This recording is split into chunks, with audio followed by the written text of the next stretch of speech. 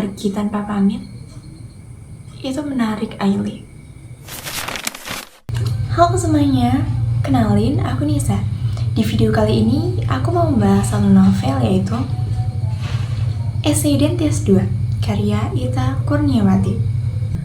Novel ini merupakan salah satu bacaan yang cukup menarik karena mengangkat tema mengenai perasaan, luka batin, dan bagaimana seseorang berusaha bertahan di tengah berbagai masalah yang dihadapinya.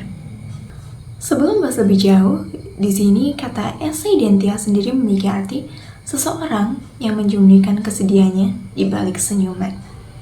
Dari makna tersebut, kita bisa menebak bahwa novel ini banyak bercerita tentang emosi yang tidak selalu terlihat oleh orang lain.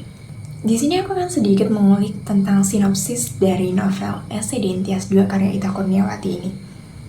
Jadi novel Esai Dentias 2 ini merupakan lanjutan dari novel sebelumnya yang berjudul sama, di mana bercerita mengenai keseharian Aili setelah kepergian dari Kanva.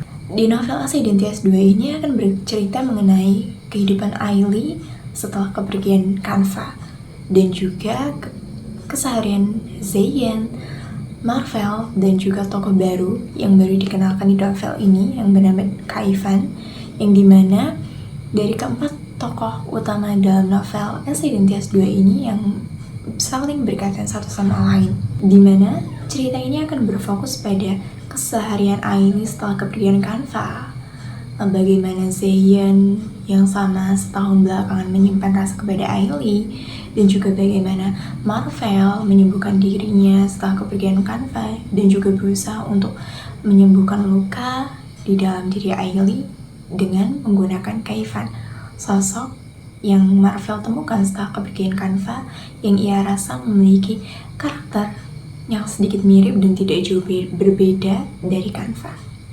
Di dalam novel ini juga menyoroti akan sosok Zeyen yang dulunya adalah musuh bebuyutan Kanva yang berubah menjadi sahabat, yang dimana setelah kepergian Kanva selama 1 tahun belakangan, Zeyen merupakan sosok yang diam-diam menyukai Aili dan juga memendam rasa terhadap Aili. Namun ternyata hal itu tidak dapat dilihat dengan baik oleh Aili. Dia masih terlalu larut atas kepergian Kanva sehingga tidak bisa melihat bahwa ada sosok orang lain yang mencintainya dalam dia, yaitu Zeyen. Di dalam novel ini, kita juga menyoroti akan bagaimana kehidupan Zeyen yang dulunya merupakan anak orang kaya yang tiba-tiba bangkrut akibat perusahaan firma farmasi dari ayahnya yang tiba-tiba bangkrut. Lalu setelahnya mereka akhirnya menjalani kehidupan sederhana dan juga seadanya, tanpa Aili tahu bahwa ternyata selama setahun belakangan ini Zeyen hidup di tengah-tengah kesulitan.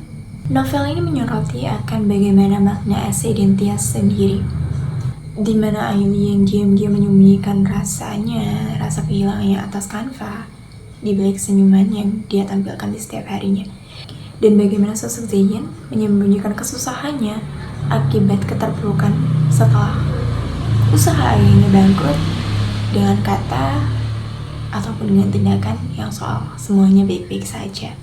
Di sini yang Zeyen lakukan hanya diam dan juga memendam rasanya hingga mungkin menunggu waktu yang tiba nanti akan datang. Dimana di sini Zeyen menyebutkan di dalam dialognya berbunyi, Li, coba lihat ke gue sekali aja. Serius, gue udah seneng banget. Zeyen hanya bisa berandai-andai, sebab berharap pada seseorang yang masih belum selesai dengan masa lalu adalah seni paling menyakitkan dalam konteks jatuh cinta. Di sini Zeyen tidak ingin memaksa. Ia hanya bisa mengikuti alurnya dan mungkin menunggu di ujung sana jikalau ada kata akhir yang bahagia untuk kisahnya dan juga Aili. Di dalam chapter 10 disebutkan bahwa ada satu kutipan, ada banyak manusia yang lebih kerap menitikkan air mata. Mereka hanya berusaha menutupinya agar mata yang lain tak bisa menangkap kesedihannya. Di dalam chapter 10, bab merelakan, di sini juga disebutkan Pepatah bilang, bentuk paling tinggi dari mencintai adalah merelakan. Dan aku merelakanmu sepenuhnya. Dari novel ini, aku mendapatkan pesan bahwa setiap orang memiliki perjuangan yang berbeda-beda. Oleh karena itu, penting bagi kita untuk lebih peduli, lebih peka, dan tidak mudah menilai kehidupan orang lain dari apa yang kita lihat dari luar. Jadi itu dia tadi sedikit review yang aku jabarin mengenai novel Ascending Tias 2 yang menceritakan tentang keseharian Ailey atau kehidupan Ailey dan juga tokoh-tokoh lainnya setelah kepergian Kanva. Setelah 1 tahun kepergian Kanva. Mungkin itu yang bisa aku sampaikan. Kita akan sampai di akhir video, dimana di sini ada satu kutipan atau dialog yang ikonik yang Kanva ucapkan, pernah Kanva ucapkan. Dimana di sini isinya Kanva bilang, pergi tanpa pamit itu menarik Ailey. But di sini aku gak bakalan kayak Kanva yang pergi tanpa pamit ya teman-teman semuanya. Di sini aku sudahi video kali ini. Mungkin kita akan ketemu lagi di lain kesempatan untuk yang mungkin punya rekomendasi novel lain untuk sama-sama kita review.